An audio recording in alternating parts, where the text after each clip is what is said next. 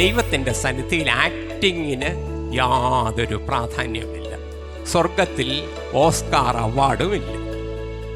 സ്വർഗത്തിൽ Oscar award ഉണ്ടായിരുന്നുവെങ്കിൽ, ആക്ടിങ്ങിന് പ്രതിഫലം ലഭിക്കുമായിരുന്നുവെങ്കിൽ, ഒരുപക്ഷെങ്കിൽ ബെന്തികോസുകാരായിരിക്കുന്ന നമുക്കായിരുന്നേനെ ഏറ്റവും വലിയ ചാൻസ്. കാരണം we are the best among the actors. മമ്മൂട്ടിയും മോഹൻലാലും പെൺകുട്ടികളുടെ പേരെന്ന് പറഞ്ഞിട്ട് അവരൊന്നും നമ്മളുടെ പപ്പിന് വരത്തില്ല. അതിനേക്കാളും വലിയ ആക്ടേഴ്സ് ഇല്ലേ നമ്മൾ. സ്വർഗത്തിൽ അഭിനയം ഇല്ല. നമ്മൾ സാധാരണ ആരെങ്കിലും എന്തെങ്കിലും പറഞ്ഞാൽ അത് കേൾക്കുന്നത് ചെവി കൊണ്ടാണ്. എന്നാൽ സർവശക്തനായ ദൈവം ചെവി കൊണ്ട് മാത്രമല്ല കേൾക്കുന്നത്. നമ്മൾ എങ്ങനെയാണ് പ്രാർത്ഥിക്കുന്നത്, എത്രമാത്രം ആത്മാർത്ഥതയോടുകൂടി ആണ് പ്രാർത്ഥിക്കുന്നത്, എത്രമാത്രം ഹൃദയവൃത്തിയോടുകൂടിയാണ് പ്രാർത്ഥിക്കുന്നത്, എത്രമാത്രം സിൻസിയറായിട്ടാണ് പ്രാർത്ഥിക്കുന്നത് എന്നത് ശ്രദ്ധിക്കുന്നതായ സർവശക്തനായ ദൈവമാണ്.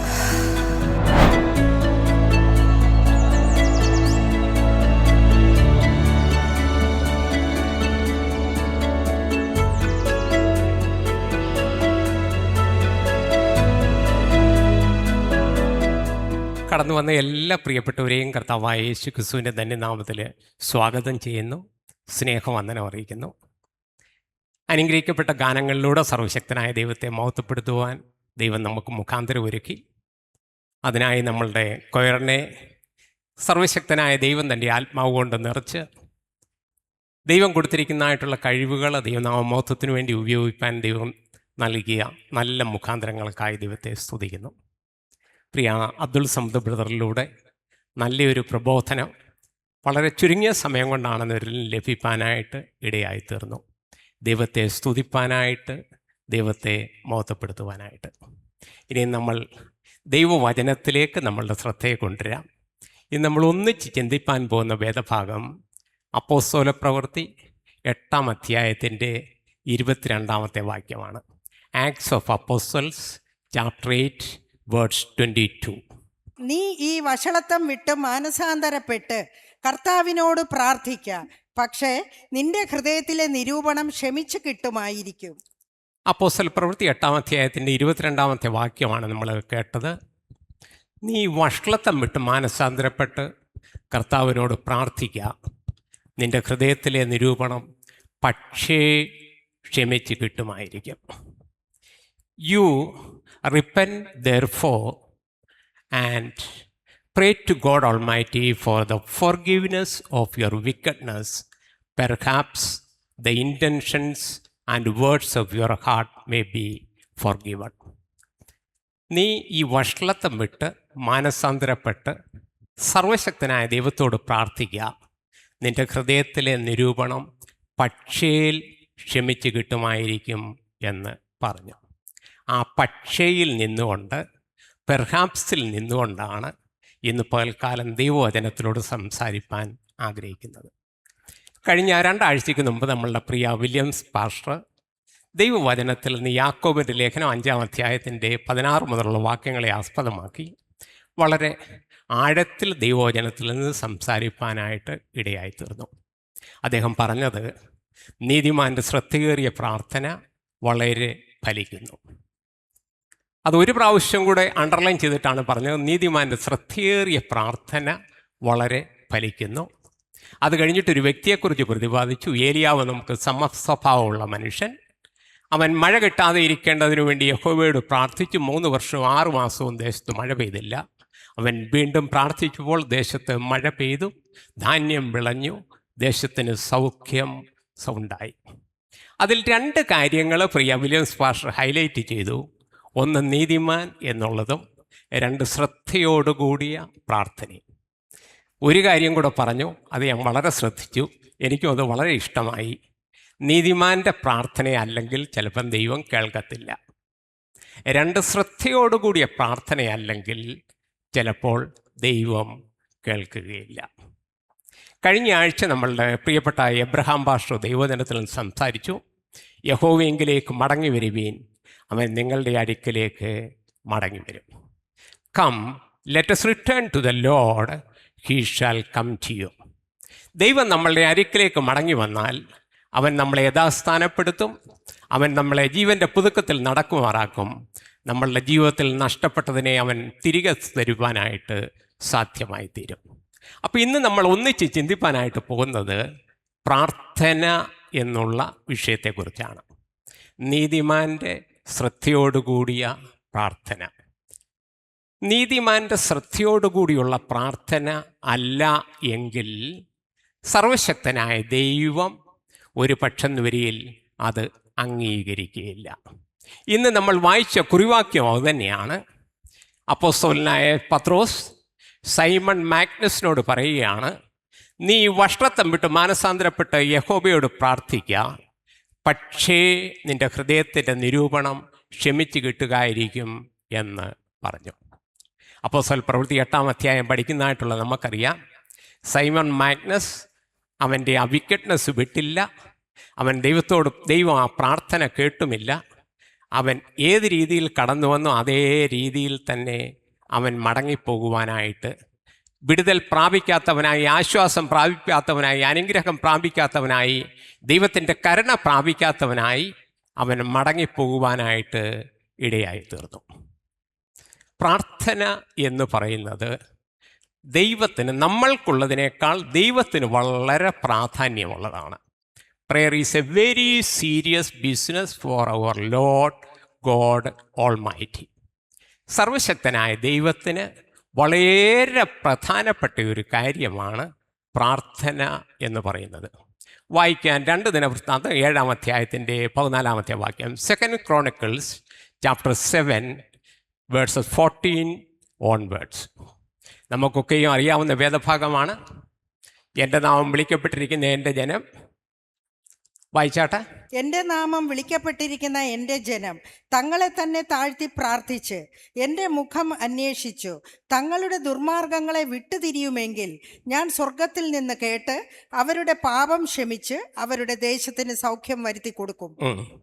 ഈ സ്ഥലത്ത് കഴിക്കുന്ന പ്രാർത്ഥനയ്ക്ക് എൻ്റെ കണ്ണ് തുറന്നിരിക്കുകയും എൻ്റെ ചെവി ശ്രദ്ധിച്ചിരിക്കുകയും ചെയ്യും.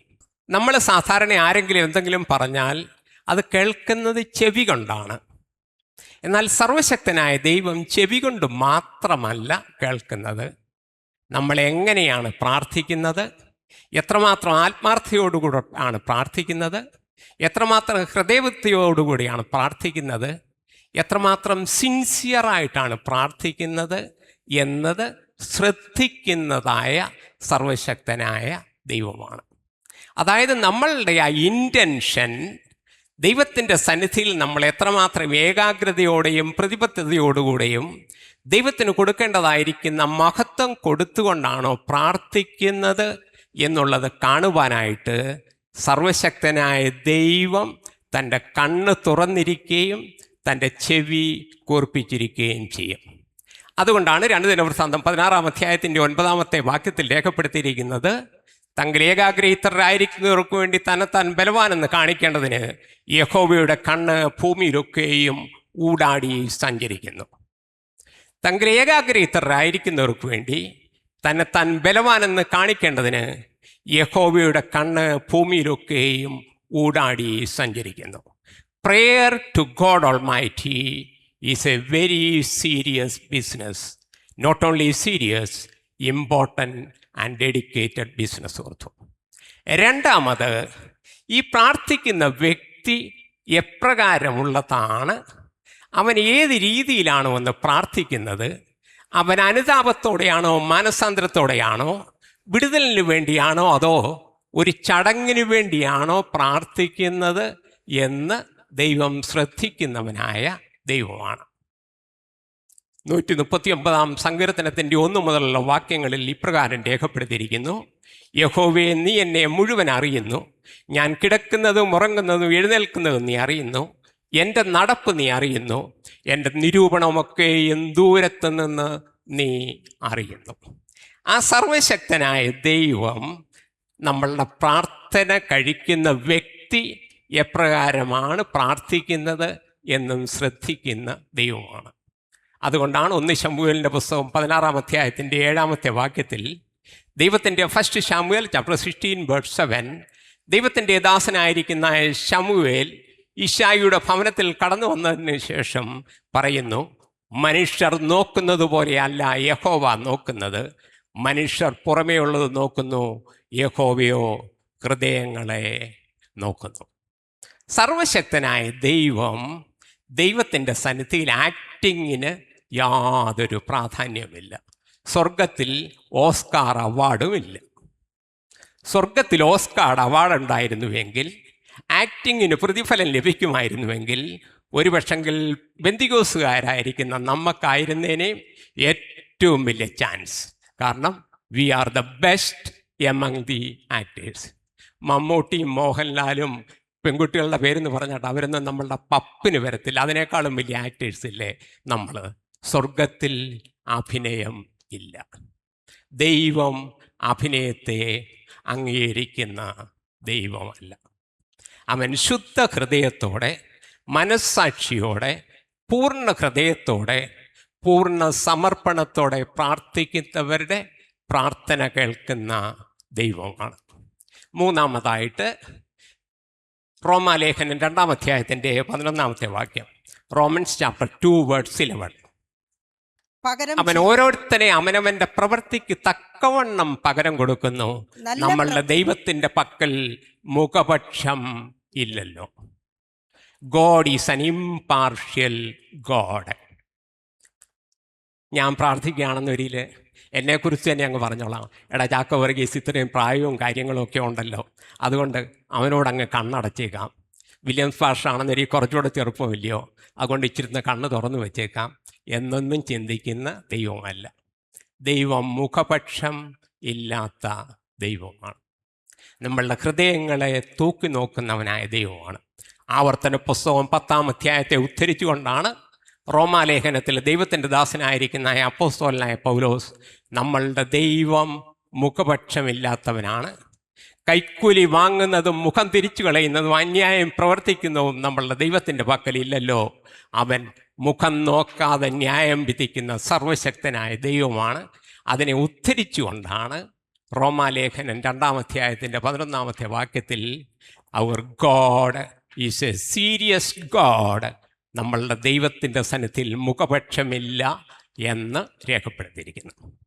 അപ്പം പ്രാർത്ഥനയോടുള്ള ബന്ധത്തിൽ നമ്മളുടെ ദൈവത്തിൻ്റേതായിരിക്കുന്ന 3 പ്രത്യേകതകൾ, ദൈവം അതിനെ കാണുന്നതായിട്ടുള്ള 3 കാഴ്ചപ്പാടുകൾ നമുക്കിന്ന് കാണുവാനായിട്ട് ഇടയായിത്തീർന്നു. Number 1, prayer is very serious for God Almighty. Second, ദൈവത്തിൻ്റെ സന്നിധിയിൽ യാതൊരു മുഖപക്ഷവുമില്ല. മനുഷ്യൻ ശരീരത്തിലിരിക്കുമ്പോൾ ചെയ്യുന്നത് നല്ലതാകലും തീയതാകലും അതിന് തക്കവണ്ണം പ്രാപിക്കേണ്ടതിന് നാം ഓരോരുത്തരും ദൈവത്തിൻ്റെ ന്യായാസനത്തിൻ്റെ മുമ്പാകെ നിൽക്കേണ്ടതാകുന്നു. മുഖപക്ഷമില്ലാതെ ന്യായം വിധിക്കുന്ന സർവശക്തനായ ദൈവം.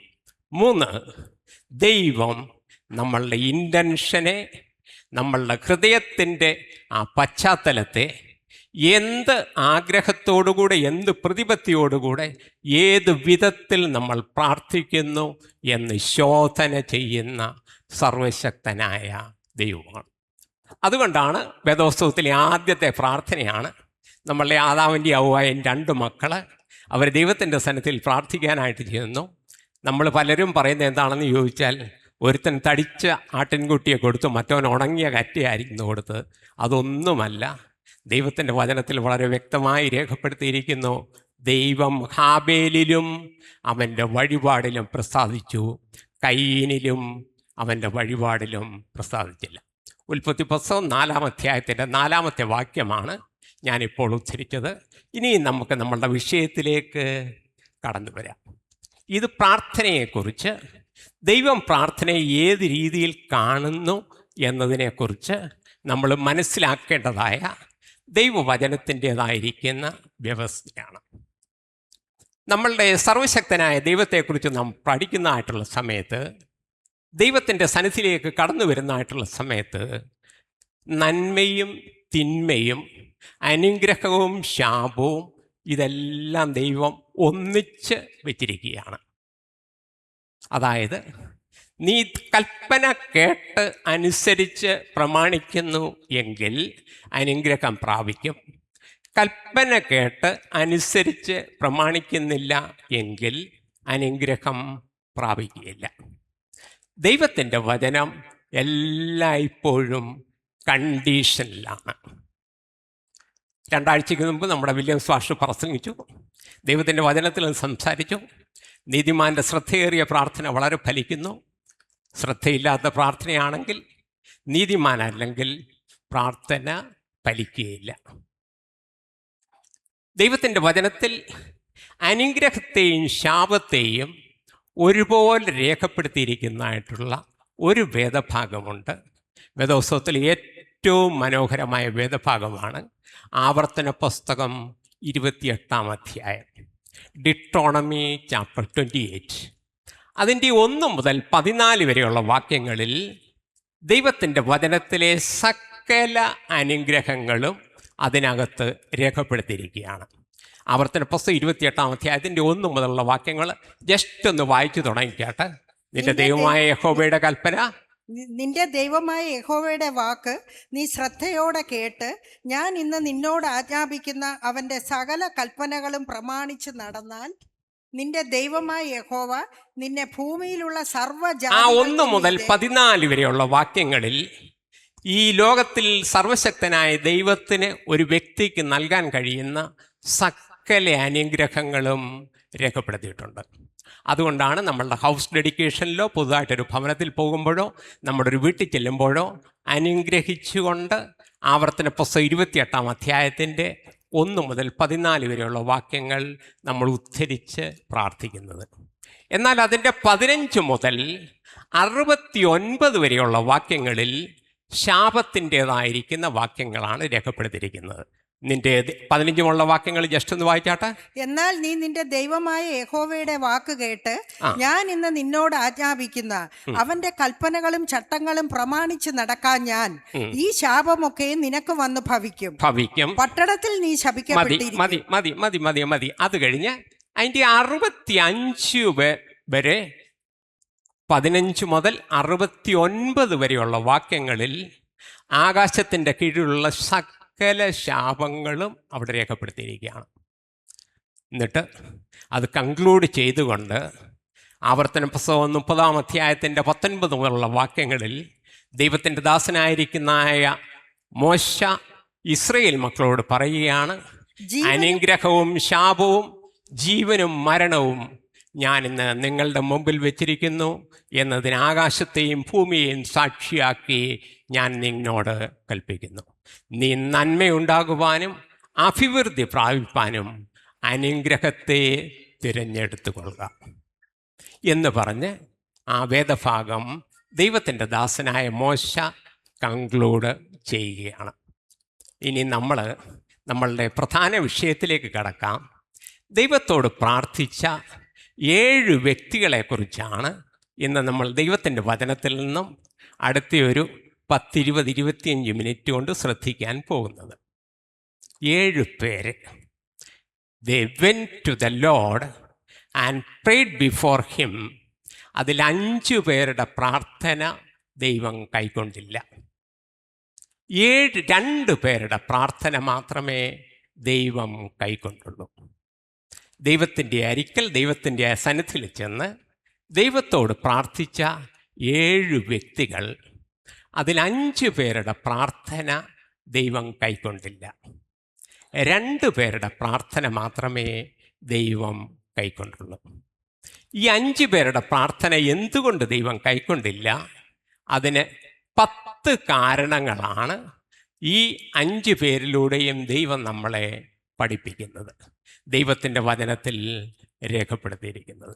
ഈ 10 കാര്യങ്ങളെയും യെശയ്യാപ്രവചനം 59-ാം അധ്യായത്തിൻ്റെ 1 മുതലുള്ള 10 വരെയുള്ള വാക്യങ്ങളിൽ രേഖപ്പെടുത്തിയിരിക്കുന്നത് നമുക്ക് ദൈവത്തിൻ്റെ വചനത്തിലൂടെ കാണുവാനായിട്ട് സാധിക്കും.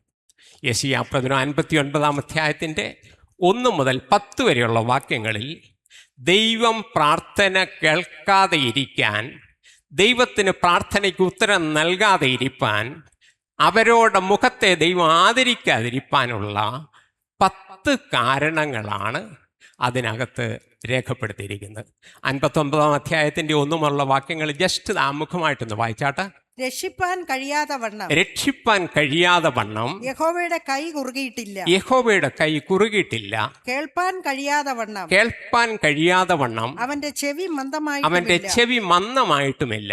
നിങ്ങളുടെ അകൃത്യങ്ങൾ അത്രേ, നിങ്ങളുടെ അകൃത്യങ്ങൾ അത്രേ നിങ്ങളെയും നിങ്ങളുടെ ദൈവത്തെയും തങ്ങൾ അകറ്റിയിരിക്കുന്നു എന്ന് പറഞ്ഞ് അതിനുശേഷം ഈ അകൃത്യങ്ങളെക്കുറിച്ച് ദൈവത്തിൻ്റെ ദാസനായിരിക്കുന്ന യെശയ്യാവ് ദൈവത്തിൻ്റെ വചനത്തിൽ രേഖപ്പെടുത്തിയിരിക്കുകയാണ്.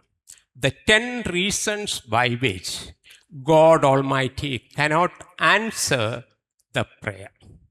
പ്രാർത്ഥന കേൾപ്പാൻ കഴിയാത്ത, ദൈവത്തിന് അവരുടെ മുഖത്തെ ആദരിക്കാൻ കഴിയാത്ത 10 കാരണങ്ങൾ. യോഹന്നാന്റെ സുവിശേഷം 9-ാം അധ്യായത്തിൻ്റെ 31-ാമത്തെ വാക്യത്തിൽ, ജോൺസ് ഗോസ്പൽ ചാപ്റ്റർ 9 വേഴ്സ് 31, ദൈവത്തിൻ്റെ വചനത്തിൽ രേഖപ്പെടുത്തിയിരിക്കുന്നു, ദൈവം പാപികളുടെ പ്രാർത്ഥന കേൾക്കുന്നില്ല എന്നും ദൈവഭക്തനായി തൻ്റെ ഹിതം ചെയ്യുന്നവൻ്റെ പ്രാർത്ഥന കേൾക്കുന്നുവെന്നും നാം അറിയുന്നുവല്ലോ. ആരാ ഈ പാപി? ഞങ്ങളുടെ നാട്ടിൻപുറത്താണെന്ന് ഒരു സാധാരണ പേരാണ് പാപ്പി. പാപ്പിയുടെ അനിയൻ പാപിയല്ല ഇത്. പാപ്പിയുടെ അനിയൻ പാപ്പി അതല്ല ഇത്. ദൈവത്തിന് മുഖത്തെ ആദരിക്കാൻ കഴിയാത്ത, പ്രാർത്ഥനയ്ക്ക് ഉത്തരമരളാൻ കഴിയാത്ത വ്യക്തികളെക്കുറിച്ച് ദൈവത്തിൻ്റെ വചനത്തിൽ രേഖപ്പെടുത്തിയിരിക്കുകയാണ്. അവരുടെ പ്രാർത്ഥനയ്ക്ക് ദൈവം ഉത്തരമരളിയില്ല. ഈ ദൈവം പ്രാർത്ഥന കേൾക്കാഞ്ഞ 5 വ്യക്തികളെക്കുറിച്ച് നമുക്ക് ആദ്യമെന്നും അതിനുശേഷം പ്രാർത്ഥന കേട്ട 2 വ്യക്തികളെക്കുറിച്ച് നമുക്ക് പിന്നീടും ശ്രദ്ധിക്കാം. ഈ ദൈവം പ്രാർത്ഥന കേൾക്കാഞ്ഞ വ്യക്തികൾ വെറും ഡോം ഡിക്ക് ആൻഡ് ഹാരി ഒന്നുമല്ല. വളരെ ശ്രേഷ്ഠന്മാരായ, വളരെ പ്രഗത്ഭന്മാരായ, വളരെ മഹാന്മാരായ, ദൈവത്തിൻ്റെ വചനത്തിൽ നമുക്കൊക്കെയും സുപരിചിതരായിട്ടുള്ള 5 വ്യക്തികളാണ്.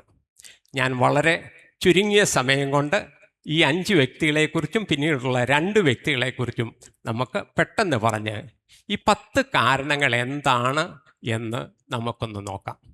ആദ്യത്തെ വ്യക്തി പുറപ്പാട് പുസ്തകം 9-ാം അധ്യായത്തിൻ്റെ 27-ാമത്തെ വാക്യം. Exodus chapter 9 verse 27. അപ്പോൾ ഫറവോൻ ആളയച്ചു മോശയെയും അഹരോനെയും വിളിപ്പിച്ചു അവരോട് ഈ പ്രാവശ്യം ഞാൻ പാപം ചെയ്തിരിക്കുന്നു. യഹോവ നീതിയുള്ളവൻ, ഞാനും എന്റെ ജനവും ദുഷ്ടന്മാർ. യഹോവയോട് പ്രാർത്ഥിപ്പീൻ എന്ന് പറഞ്ഞു. പുറപ്പാട് പുസ്തകം 5 മുതൽ 14 വരെയുള്ള അധ്യായങ്ങളിൽ നിറഞ്ഞു നിൽക്കുന്ന വ്യക്തിത്വമാണ് ഫറവോൻ. മിസ്രൈമിൻ്റെ രാജാവായിരിക്കുന്ന അക്കാലത്തെ സർവശക്തനായ ഫറവോൻ. ആ ഫറവോൻ പറഞ്ഞതായിട്ടുള്ള വാക്യമാണ് നമുക്കിത് കാണുവാനായിട്ട് സാധിച്ചത്. ഫറവോൻ്റെ പ്രാർത്ഥന ദൈവം കേട്ടോ? ഇല്ല.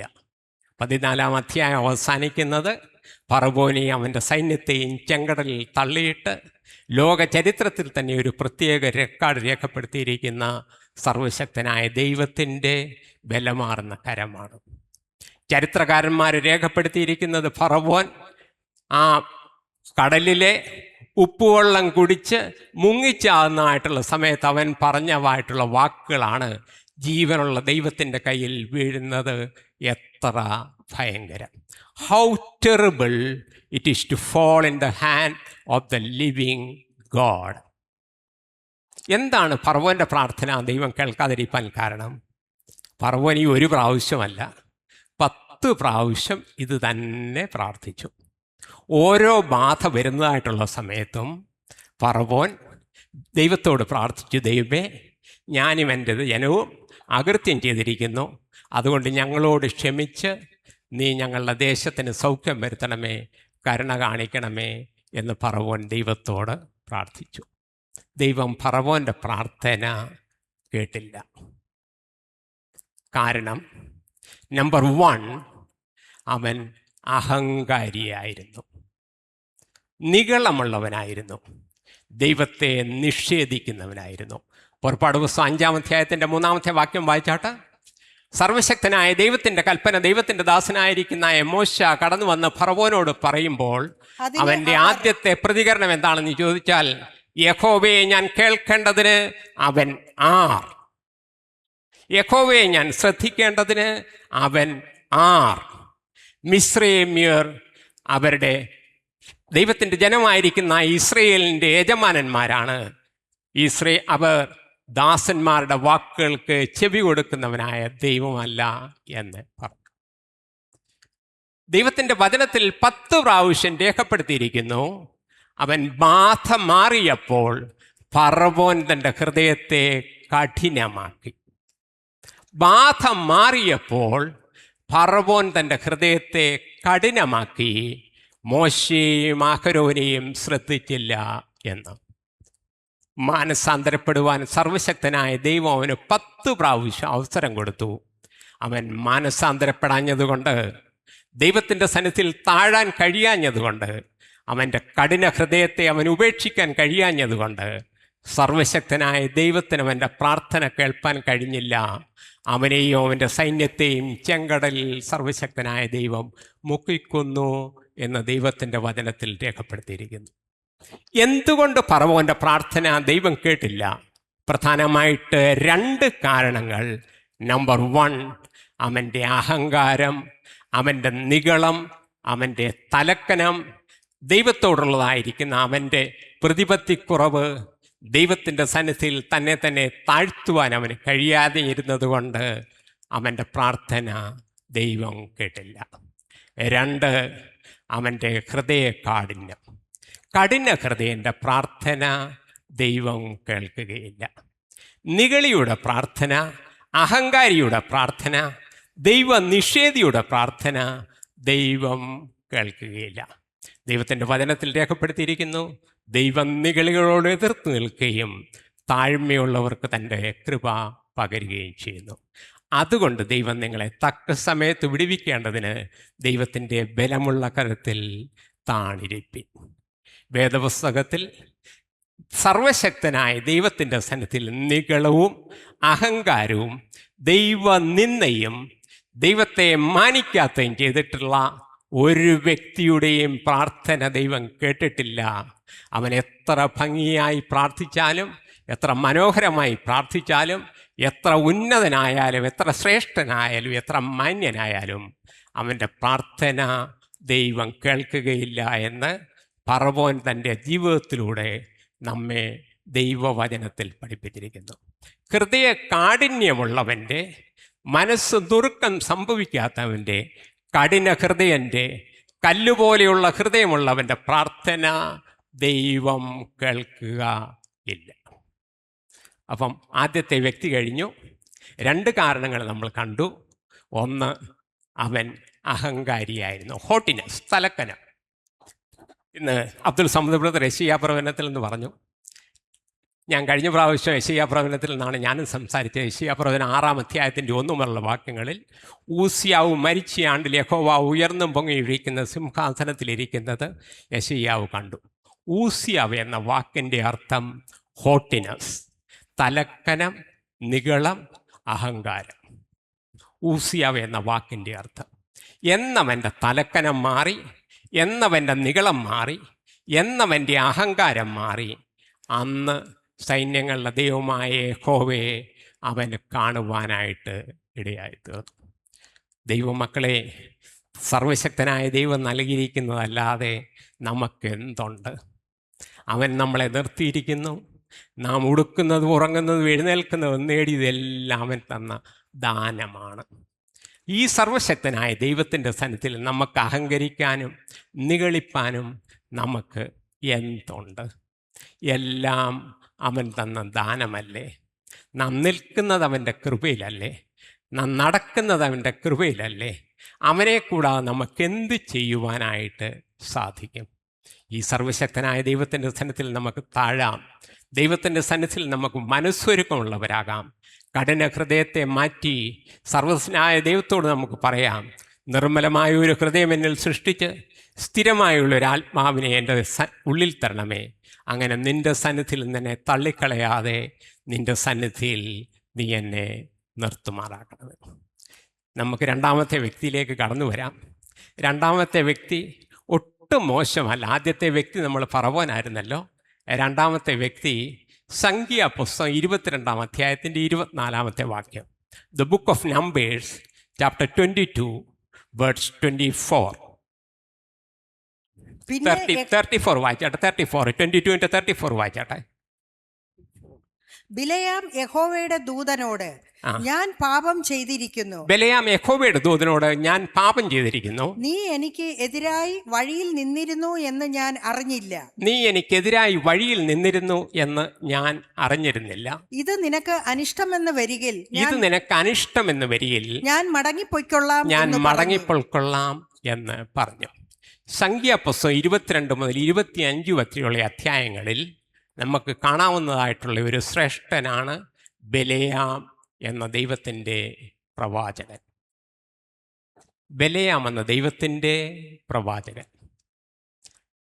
അതിൻ്റെ 23-24 അധ്യായങ്ങളിൽ ബിലയാമിനെക്കുറിച്ച് രേഖപ്പെടുത്തിയിട്ടുണ്ട്. യഹോവയുടെ അരുളപ്പാട് ലഭിച്ചവൻ സംസാരിക്കുന്നു, കമിഴ്ന്ന് കിടക്കുമ്പോൾ കണ്ണടച്ചിരിക്കുന്നവൻ സംസാരിക്കുന്നു. ഉന്നതങ്ങളിൽ നിന്ന് യഹോവയെ ദർശിച്ചവൻ സംസാരിക്കുന്നു. യാക്കോബേ നിന്റെ ധൂളി, ഇസ്രയേലേ നിന്റെ അനുഗ്രഹം. സർവശക്തനായ ദൈവത്തിൻ്റെ അരുളപ്പാട് പ്രാപിച്ച ദൈവത്തിൻ്റെ പ്രവാചകനായിരിക്കുന്ന ബിലയാം. ബിലയാമിനെ ബാരാക്ക് രാജാവ് വിളിച്ചുകൊണ്ട് വന്നിട്ട് ഇസ്രയേലിനെ ശപിപ്പാനായിട്ട് ആക്കിയിരിക്കുന്നു. ഇസ്രയേലിനെ ശപിക്കുന്നത് ദൈവത്തിന് ഹിതമല്ല എന്ന് അവൻ മനസ്സിലാക്കിയത് കൊണ്ട് അവൻ എന്ത് ചെയ്തു എന്ന് ചോദിച്ചാൽ, അതുപോലെ തന്നെ ബിലയാം രാജാവ് അവരോട് പറയുന്നുണ്ട്. അതിൻ്റെ 22 മുതൽ 25 വരെയുള്ള അധ്യായങ്ങൾ വായിക്കുമ്പോൾ, നിന്റെ വീട് നിറച്ച് ഞാൻ നിനക്ക് വെള്ളിയും പൊന്നും തരാം, നീ ഇവരെ ശപിച്ചേലേ പറ്റത്തുള്ളൂ എന്ന് പറഞ്ഞു. അപ്പോൾ വീട് നിറച്ച് വെള്ളിയും പൊന്നും കിട്ടുമല്ലോ എന്നുള്ള ആഗ്രഹം കൊണ്ട് ഇവനെ ശപിക്കാനായിട്ട് പോയി. കഴുത തന്നെ അതിൻ്റെ വായെടുത്ത് ഇവനോട് സംസാരിച്ചു, പ്രവാചകന് ബുദ്ധി ഉപദേശിച്ചു കൊടുത്തു. എന്നിട്ടും അവൻ പിന്മാറിയില്ല. അവൻ ഇസ്രയേലിനെ ശപിക്കാനായിട്ട് ശ്രമിച്ചു. ശമിക്കാൻ പറ്റാതെ ഇരിഞ്ഞപ്പോൾ അവർ ഒരു ഉപായം പറഞ്ഞു കൊടുത്തു.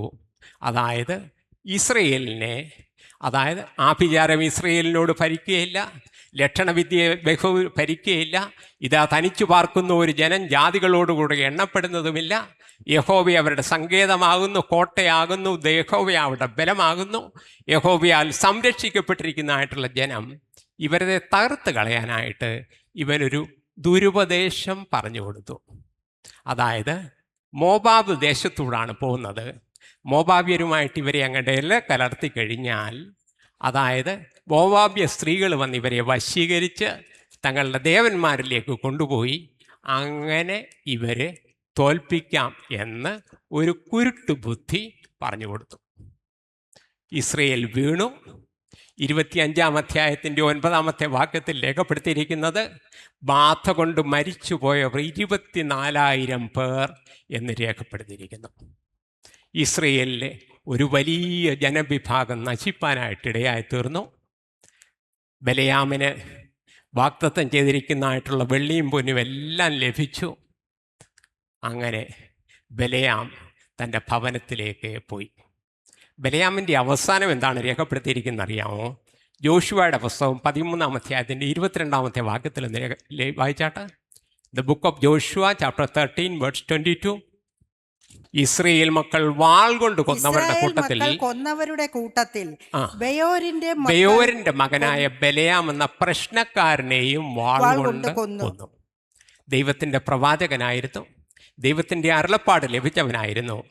എന്നാൽ അവൻ മരിക്കുന്ന സമയത്ത് അവനെക്കുറിച്ച് എഴുതിയിരിക്കുന്നത് പ്രശ്നക്കാരൻ, സൂത്സയർ. ദൈവത്തിൻ്റെ ആലോചന കേട്ടിരുന്നവനെക്കുറിച്ച് ദൈവത്തിൻ്റെ വചനത്തിൽ രേഖപ്പെടുത്തിയിരിക്കുകയാണ് അവൻ പ്രശ്നക്കാരൻ. അവൻ്റെ മരണം വാൾ കൊണ്ട് ഇസ്രയേൽ മക്കൾ തന്നെ അവൻ്റെ കഴുത്ത് വെട്ടിയിരുന്നു. എന്താണ് ബിലയാമിൻ്റെ പരാജയത്തിന് കാരണം? ബിലയാമിൻ്റെ പ്രാർത്ഥന ദൈവം കേൾക്കാതെയിരുന്നത്. നമ്പർ 1, അവനാണ് വേദപുസ്തകത്തിലെ ആദ്യത്തെ ദ്രവ്യദാസൻ. ഇന്ന് നമ്മൾ ദ്രവ്യദാസന്മാരെ കുറിച്ചൊക്കെ കേൾക്കുന്നുണ്ടല്ലോ. വേദപുസ്തകത്തിലെ ആദ്യത്തെ ദ്രവ്യദാസനാണ് ബിലയാം. കാശിനു വേണ്ടി അരുളപ്പാട് പറയുന്നവൻ. ആളുകളുടെ മുഖത്ത് നോക്കി സ്തുതി പറയുന്നവൻ, ദൈവത്തിൻ്റെ അരുളപ്പാടാണെന്ന് പറഞ്ഞ് ദൈവത്തിൻ്റെ വചനത്തെ പണത്തിനു വേണ്ടി വിൽക്കുന്ന ആദ്യത്തെ ദൈവവചനത്തിലെ ദ്രവ്യദാസനാണ് ബലയാം.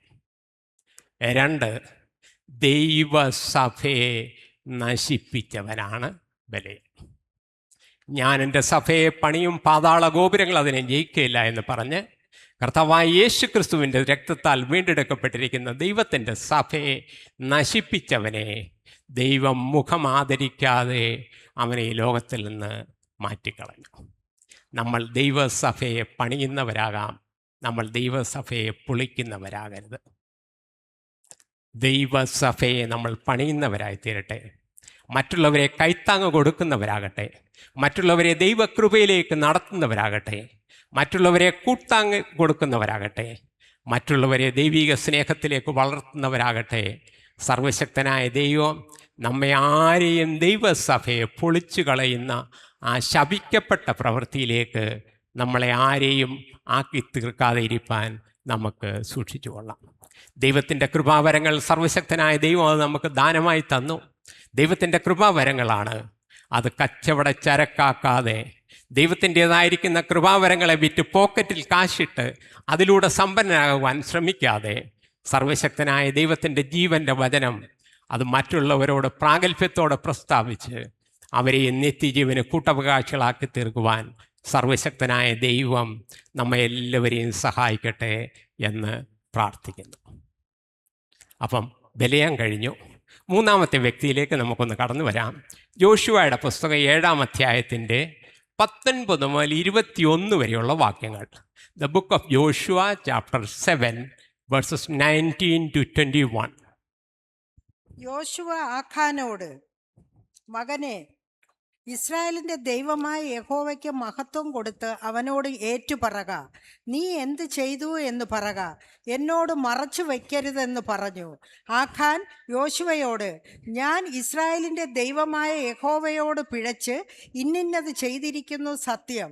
ഞാൻ കൊള്ളയുടെ കൂട്ടത്തിൽ വിശേഷമായൊരു ബാബിലോനിയ മേലങ്കിയും 200 ശെക്കേൽ വെള്ളിയും 50 ശെക്കേൽ തൂക്കമുള്ള ഒരു പൊൻകട്ടിയും കണ്ട് മോഹിച്ചെടുത്തു. അവ എൻ്റെ കൂടാരത്തിൻ്റെ നടുവിൽ നിലത്ത് കുഴിച്ചിട്ടിരിക്കുന്നു. 3-ാമത്തെ വ്യക്തിയാണ് ആഖാൻ. പറഞ്ഞു. ഇസ്രയേലിൻ്റെ പടാനായകനായിരുന്ന ആഖാൻ. ആഖാനെക്കുറിച്ചാണ് ഇവിടെ രേഖപ്പെടുത്തിയിരിക്കുന്നത്. എനിക്ക് ഈ ആഖാനെക്കുറിച്ച് പഠിച്ചതായിട്ടുള്ള സമയത്ത് എനിക്ക് വാസ്തവത്തിൽ അത്ഭുതം തോന്നിയേ. കാരണം ഇവൻ മോഷ്ടിച്ചത് രാത്രിയല്ലേ.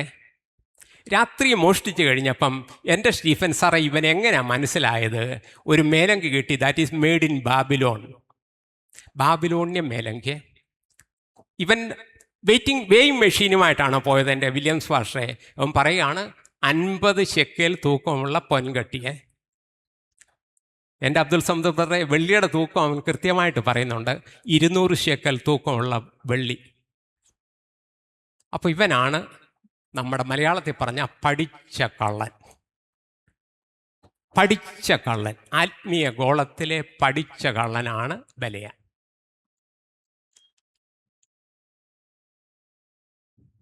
അവൻ്റെ അന്ത്യത്തെക്കുറിച്ച് ദൈവത്തിൻ്റെ വചനത്തിൽ രേഖപ്പെടുത്തിയിട്ടുണ്ട്.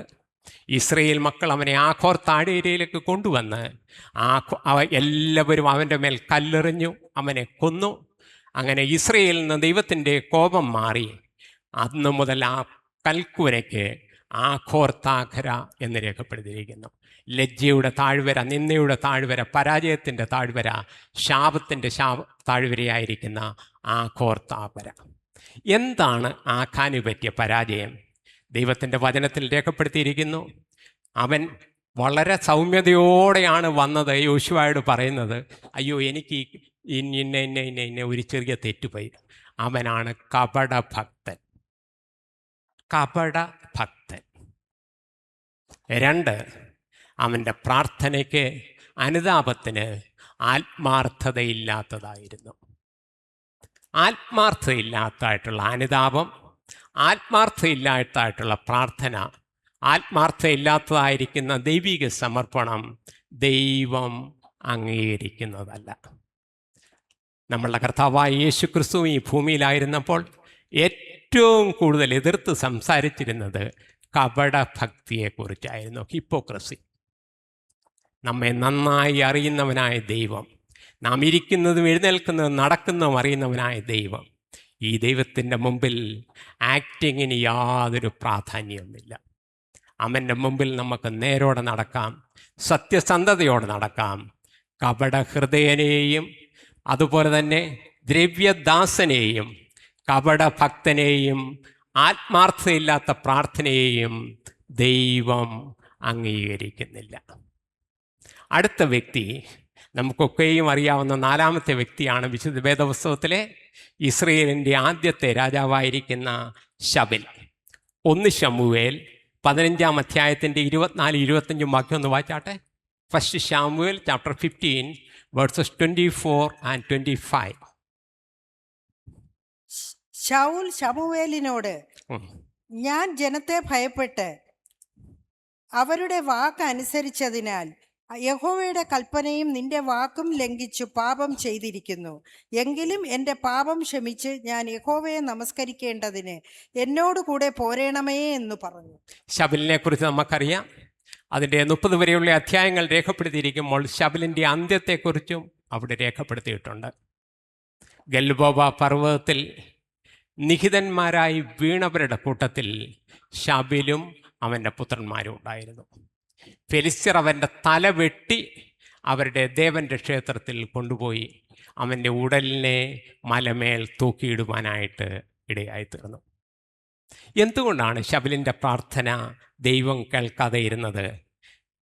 ശബലിനെ കുറിച്ചാണ് വിശുദ്ധ വേദപുസ്തകത്തിൽ രേഖപ്പെടുത്തിയിരിക്കുന്നത്, പിന്മാറ്റക്കാരുടെ പ്രമാണി. പിന്മാറ്റക്കാരുടെ പ്രമാണി. ഒരു കാലത്ത് ദൈവത്തിൻ്റെതായിരിക്കുന്ന സകല അനുഗ്രഹങ്ങളും സകല നന്മകളും പ്രാപിച്ചതിന് ശേഷം സർവശക്തനായ ദൈവത്തെ പിൻപിലെറിഞ്ഞ് ഒരു വെളിച്ചപ്പാടത്തി സ്ത്രീയുടെ അരിക്കൽ അരുളപ്പാട് ചോദിച്ച് ദൈവത്തെ വിട്ടുകളഞ്ഞ പിന്മാറ്റക്കാരൻ. The embodiment of a backslider. പിന്മാറ്റക്കാരൻ. ദൈവത്തെ നിന്ദിച്ച് ഒരു വെളിച്ചപ്പാടത്തിയുടെ പുറകെ ബിംബത്തെ ആരാധിപ്പാനായിട്ട് പോയി. ആ പിന്മാറ്റക്കാരൻ്റെ പ്രാർത്ഥന ദൈവം കേട്ടില്ല. 2, അവൻ്റെ ഹൃദയത്തിൽ എപ്പോഴും വൈരാഗ്യ ബുദ്ധിയായിരുന്നു. ദാവീദിനെ തകർത്ത് കളഞ്ഞ് എങ്ങനെയെങ്കിലും ദാവീദിനെ ഇല്ലായ്മ ചെയ്ത് അങ്ങനെ ഇസ്രയേലിൻ്റെ രാജ്യത്വം തൻ്റെ ഭവനത്തിനും തൻ്റെ കുടുംബത്തിനും വേണ്ടി ഉറപ്പിക്കണമെന്നുള്ളതായിരിക്കുന്ന അവൻ്റെ ആ ഒരു എംബോഡിമെൻ്റ് ഓഫ് ഹേട്രഡ് എന്നാണ് ശബലിനെ കുറിച്ച് രേഖപ്പെടുത്തിയിരിക്കുന്നത്. The embodiment of hatred and the embodiment of a backslider. പിന്മാറ്റക്കാരൻ. എൻ്റെ നീതിമാൻ വിശ്വാസത്താൽ ജീവിക്കുന്നു, പിന്മാറുന്നു എങ്കിലേ എൻ്റെ ഉള്ളത്തിൽ അവൻ പ്രസാദമില്ല. നാമോ നാശത്തിലേക്ക് പിന്മാറുന്നവരുടെ കൂട്ടത്തിലല്ല, വിശ്വസിച്ച് ജീവരക്ഷ പ്രാപിക്കുന്നവരുടെ കൂട്ടത്തിൽ അത്ര. പിന്മാറ്റക്കാരൻ. യഹോവയെ ഉപേക്ഷിച്ച് ആ ലോകത്തിൻ്റേതായിരിക്കുന്ന ആ ഒരു വെളിച്ചപ്പാടത്തിയുടെ പിന്നിലേക്ക് പോയി പിശാചിൻ്റേതായിരിക്കുന്ന ആലോചന പ്രാപിപ്പാനായിട്ടും രക്തദാഹത്തിനു വേണ്ടി വാഞ്ചിച്ചവനുമായിരിക്കുന്ന ശബലിൻ്റെ പ്രാർത്ഥന ദൈവം കേട്ടില്ല. നമുക്ക് വളരെ പെട്ടെന്ന് മുമ്പോട്ട് പോകാം. അടുത്ത 10 മിനിറ്റ് കൊണ്ട് നമുക്ക് കൺക്ലൂഡ് ചെയ്യാം. 5-ാമത്തെ വ്യക്തിയാണ് നമ്മളിപ്പോൾ വായിച്ച അപ്പോസ്തല പ്രവൃത്തി 8-ാം അധ്യായത്തിൻ്റെ 22-ാമത്തെ വാക്യത്തിലുള്ള സൈമൺ മാഗ്നസ്. പുതിയ നിയമത്തിലെ ആദ്യത്തെ ദുരുപദേശകനാണ് സൈമൺ മാഗ്നസ്. ആദ്യത്തെ ദുരുപദേശകനായി ദൈവത്തിൻ്റെ പരിശുദ്ധാത്മാവിൻ്റെ പ്രവർത്തനം നടന്നു കഴിയുമ്പോൾ പത്രോസും യോഹന്നാനും യാക്കോബും നിന്നുകൊണ്ട് അശുദ്ധാത്മാവ് വ്യാപിച്ചിരിക്കുന്നതായിട്ടുള്ള ഒരു പെൺകുട്ടിയിൽ നിന്ന് ആ അശുദ്ധാത്മാവിനെ പ്രാർത്ഥിച്ച് പുറത്താക്കുമ്പോൾ സൈമൺ കടന്നു വന്ന് അവരോട് പറയുകയാണ്, ഈ കൃപാവരം എനിക്കും ലഭിക്കേണ്ടതിന് ഞാൻ നിങ്ങൾക്ക് ദ്രവ്യം കൊണ്ടുവരാം എന്ന് പറഞ്ഞു. അപ്പോൾ പത്രോസ് അവനോട് പറയുന്നുണ്ട്, ദൈവത്തിൻ്റെ ദാനത്തെ, പരിശുദ്ധാത്മാവിൻ്റെ ദാനത്തെ ദ്രവ്യം കൊണ്ട് വിലയ്ക്ക് വാങ്ങാം എന്ന് ആഗ്രഹിച്ചിരിക്കുന്നതായിട്ടുള്ള നിൻ്റെ ഹൃദയം ദൈവത്തിൻ്റെ സന്നിധിയിൽ നേരുള്ളതല്ല. അതിൻ്റെ 22-ാമത്തെ വാക്യമാണ് നമ്മൾ വായിച്ചത്. നിൻ്റെ ഹൃദയം യഹോവയുടെ സന്നിധിയിൽ നേരുള്ളതല്ല, അതുകൊണ്ട് നീ മാനസാന്തരപ്പെട്ട് ദൈവത്തോട് പ്രാർത്ഥിക്കുക, പക്ഷേ നിൻ്റെ ഹൃദയത്തിൻ്റെ നിരൂപണത്തെ ക്ഷമിച്ച് കിട്ടുമായിരിക്കും. അത് കഴിഞ്ഞിട്ട് അവൻ്റെ 2 കാര്യങ്ങളോട് പറയുന്നുണ്ട്. നിനക്കുള്ളതായ തകരാർ എന്താണെന്ന് പറഞ്ഞേ? നീ കൈപ്പുള്ള നീ കൈപ്പുള്ള പകയിലും പകയിലും അനീതിയുടെ ബന്ധനത്തിലും നീ അകപ്പെട്ടിരിക്കുന്നു. കൈപ്പുള്ള പകയിലും അനീതിയുടെ ബന്ധനത്തിലും അകപ്പെട്ടിരിക്കുന്നു എന്ന് എന്ന് ഞാൻ ഞാൻ കാണുന്നു. കാണുന്നു. എന്താണ് ഈ കൈപ്പുള്ള പക? Hatred, unforgiving hatred. നമുക്ക് മറ്റുള്ളവരോട് ക്ഷമിക്കാൻ കഴിയാത്ത കൈപ്പുള്ള പക എന്താണ്?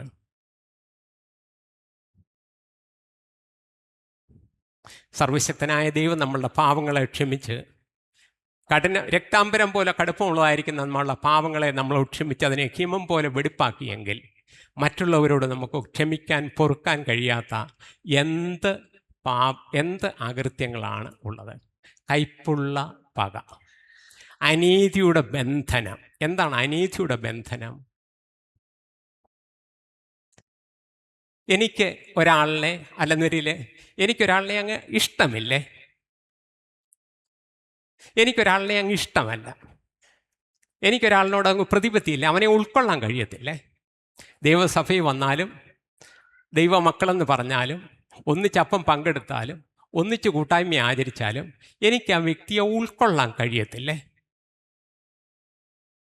പ്രിയമുള്ളവരെ, കർത്താവായ യേശു ക്രിസ്തുവിലൂടെ നമ്മളെ ദൈവം മക്കളാക്കിയിരിക്കുന്നുവെങ്കിൽ, ക്രിസ്തുവിൻ്റെ കൂട്ടവകാശികളാക്കിയിരിക്കുന്നുവെങ്കിൽ, സ്വർഗത്തിലും ഭൂമിയിലും സകല ഭവനത്തിലും പേരൊരുവാൻ കാരണമായി തീർന്ന പിതാവിൻ്റെ സന്നിധിയിൽ നമ്മൾ ദൈവത്തിൻ്റെ മക്കളാണെങ്കിൽ നമുക്ക് അങ്ങോട്ടും ഇങ്ങോട്ടും പൊറുക്കാനും ക്ഷമിക്കാനും കൈകൊടുക്കാനും താങ്ങുവാനും അന്യോന്യം സ്നേഹിപ്പാനും കഴിയാത്തതായിട്ട് എന്തുണ്ട്? കാണുന്ന സഹോദരനെ സ്നേഹിപ്പാൻ കഴിയാത്തവന് കാണാത്ത ദൈവത്തെ സ്നേഹിപ്പാൻ കഴിയുന്നതല്ല. കാണുന്ന സഹോദരനെ സ്നേഹിപ്പാൻ കഴിയാത്തവന് കാണാത്ത ദൈവത്തെ സ്നേഹിപ്പാൻ കഴിയുന്നതില്ല. 40-ാം സങ്കീർത്തനത്തിൽ രേഖപ്പെടുത്തിയിരിക്കുന്നു, നാശകരമായ കുഴിയിലും കുഴഞ്ഞ ചീറ്റിൽ നിന്ന് നമ്മളെ വിടുവിച്ച് നമ്മളുടെ അകൃത്യങ്ങളെ കാണാതെ വണ്ണം സമുദ്രത്തിൻ്റെ ആഴത്തിലേക്ക് ഇട്ടുകളഞ്ഞ സർവശക്തനായ ദൈവത്തിന് നമ്മളുടെ അകൃത്യങ്ങളെ ക്ഷമിക്കാൻ കഴിഞ്ഞുവെങ്കിൽ, നമ്മളുടെ ബലഹീനതകളെ പൊറുക്കാൻ കഴിഞ്ഞുവെങ്കിൽ, നമ്മെ സ്നേഹിപ്പാൻ കഴിഞ്ഞുവെങ്കിൽ, നമ്മൾ ഉള്ളതായിരിക്കുന്ന ആ വേർതുവരൻ്റെ അകടത്തിൻ്റെ നേരെ അവന് മാറ്റിക്കളയാൻ കഴിഞ്ഞുവെങ്കിൽ നമുക്ക് അന്യോന്യം സ്നേഹിപ്പാതിരിപ്പാൻ കഴിയുന്നത് എന്തുണ്ട്? നമുക്ക് അന്യോന്യം സ്നേഹിക്കാം, ദൈവസ്നേഹത്തിൽ നമുക്ക് മുന്നേറാം. 5 വ്യക്തികളെയും കുറിച്ച് നമ്മൾ കേട്ടു. അതിലുള്ളതായിരിക്കുന്ന ദൈവത്തിന് കേൾക്കാൻ കഴിയാഞ്ഞതായിട്ടുള്ള, അവരോട് പൊറുക്കാൻ കഴിയാഞ്ഞതായിട്ടുള്ള 10 അകൃത്യങ്ങളെക്കുറിച്ച് നമ്മൾ കേട്ടു. ഇനിയും ദൈവം പ്രാർത്ഥന കേട്ട 2 വ്യക്തികളെക്കുറിച്ച് നമുക്ക് ദൈവത്തിൻ്റെ വചനത്തിൽ നിന്ന് പെട്ടെന്ന് അടുത്ത ഒരു 5 മിനിറ്റ് കൊണ്ട് നമുക്കൊന്ന് ശ്രദ്ധിക്കാം. നമുക്കൊക്കെയും അറിയാവുന്ന ഏറ്റവും വലിയ പാപം ചെയ്തു എന്ന് നമ്മളൊക്കെയും കരുതുന്ന ദാവീദാണ് അതിലെ ഒന്നാമത്തേത്. 2 ശമൂവേൽ 12-ാം അധ്യായത്തിൻ്റെ 13-ാമത്തെ വാക്യത്തിൽ ആ സംഭവത്തെക്കുറിച്ച് രേഖപ്പെടുത്തിയിട്ടുണ്ട്. ദാവീദിനെക്കുറിച്ച് 6 മുതൽ 10 വരെയുള്ള കൽപ്പനകൾ ഒറ്റയടിക്ക് തകർത്ത് കളഞ്ഞ, കൊല ചെയ്യരുത്, വ്യഭിചാരം ചെയ്യരുത്, കള്ളസാക്ഷ്യം പറയരുത്, നിൻ്റെ കൂട്ടുകാരനെ നിന്നെപ്പോലെ തന്നെ സ്നേഹിക്കുക, കൂട്ടുകാരൻ്റെ ആ 4 കൽപ്പനകൾ ഒന്നിച്ച് തകർത്ത് കളഞ്ഞ ഒരു മനുഷ്യനാണ് ദാവീദ്. എന്നാൽ ഈ ദാവീദിൻ്റെ പ്രാർത്ഥന ദൈവം കേട്ടു. ദാവീദിനോട് ദൈവം മനസ്സലിഞ്ഞു. എന്തുകൊണ്ടാണ് ദാവീദിൻ്റെ പ്രാർത്ഥന ദൈവം കേട്ടത്? ഞാൻ എൻ്റെ ഹൃദയത്തിൽ അകൃത്യം കരുതിയിരുന്നുവെങ്കിൽ കർത്താവ് കേൾക്കയില്ലായിരുന്നു. ദൈവം കേട്ടിരിക്കുന്നു. എൻ്റെ പ്രാർത്ഥന തള്ളിക്കളയാതെയും തൻ്റെ ദയെങ്കിൽ നെടുത്തു മാറാതെയും ഇരിക്കുന്ന യഹോവ വാഴ്ത്തപ്പെടുമാറാകട്ടെ. തൻ്റെ ഹൃദയത്തിൽ നിന്ന് അകൃത്യത്തെ അവന് വിട്ടുകളയാനായിട്ട് ദാവീദ് മാനസാന്തരപ്പെട്ടോ? യെസ്, മാനസാന്തരപ്പെട്ട് ദാവീദാണ്. 1 രാജാക്കന്മാർ 1-ാം അധ്യായത്തിൻ്റെ 4 മുതലുള്ള വാക്യങ്ങളിൽ ദാവീദ് എപ്രകാരമാണ് മാനസാന്തരപ്പെട്ടതെന്ന് രേഖപ്പെടുത്തിയിരിക്കുന്നു. മാനസാന്തരത്തിന് യോഗ്യമായ ഫലവും അവൻ കായ്ച്ചു. സർവശക്തനായ ദൈവം അവൻ മാനസാന്തരപ്പെട്ടു, അനുതപിച്ചു, ദൈവത്തിൻ്റെ സന്നിധിയിൽ മടങ്ങി വന്നു. ഞാൻ എൻ്റെ ഹൃദയത്തിൽ അകൃത്യം കരുതിയിരുന്നുവെങ്കിൽ കർത്താവ് കേൾക്കയില്ലായിരുന്നു. അകൃത്യമില്ലാതെ സർവശക്തനായ ദൈവത്തോട് പ്രാർത്ഥിച്ച് ദൈവത്തിൻ്റെ സന്നിധിയിൽ നിന്ന് കഴുകൽ പ്രാപിച്ച് അങ്ങനെ ദൈവത്തിൻ്റെ സന്നിധിയിൽ കുറ്റമറ്റ മനസാക്ഷിയുള്ളവനായി തീരുവാൻ ദാവീദിന് സാധിച്ചു. 2-ാമത്തെ വ്യക്തിയാണ് ലൂക്കോസിൻ്റെ സുവിശേഷം 19-ാം അധ്യായത്തിൻ്റെ 1 മുതൽ 10 വരെയുള്ള വാക്യങ്ങളിൽ രേഖപ്പെടുത്തിയിരിക്കുന്ന സക്കായി. ഇതിൽ ആദ്യത്തെ 5 പേരും ന്യായപ്രമാണ യുഗത്തിൽ ജീവിച്ചിരുന്നവരും അവസാനത്തെ 2 പേരും കൃപായുഗത്തിൽ ജീവിച്ചിരുന്നവരുമായ വ്യക്തികളാണ്. സക്കായി, ലൂക്കോസിൻ്റെ സുവിശേഷം 19-ാം അധ്യായത്തിൻ്റെ 3-ാമത്തെ വാക്യത്തിൽ രേഖപ്പെടുത്തിയിരിക്കുന്നു, അവൻ്റെ ഏറ്റവും വലിയ ആഗ്രഹം എനിക്ക് യേശു എങ്ങനെയുള്ളവനെന്ന് എനിക്കെന്ന് കാണണം. I want to see Jesus who he is. യേശു എങ്ങനെയുള്ളവനെന്ന് എനിക്ക് കാണണം.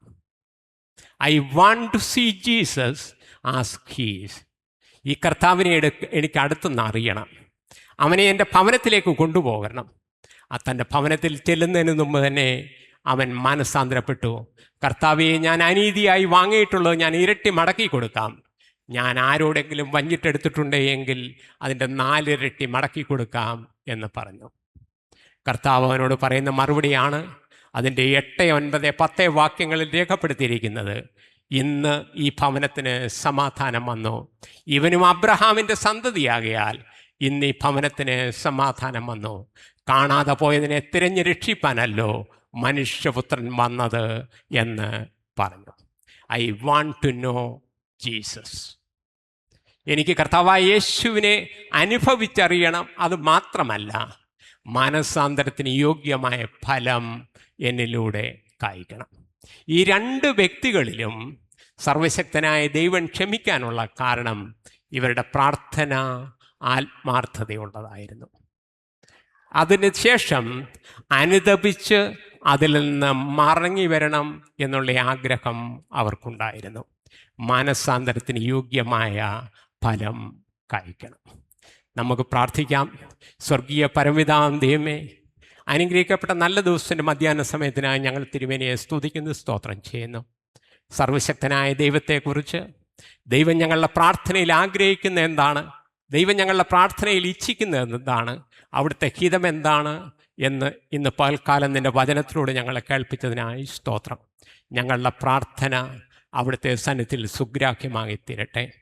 ഹാബേലിലും അവൻ്റെ വഴിപാടിലും പ്രസാദിച്ച ദൈവമേ, ഞങ്ങളുടെ യാതനയിൽ, ഞങ്ങളുടെ പ്രാർത്ഥനയിൽ, ഞങ്ങളുടെ ആരാധനയിൽ തിരുമേനി പ്രസാദിക്കണമേ എന്ന് പ്രാർത്ഥിക്കുന്നു.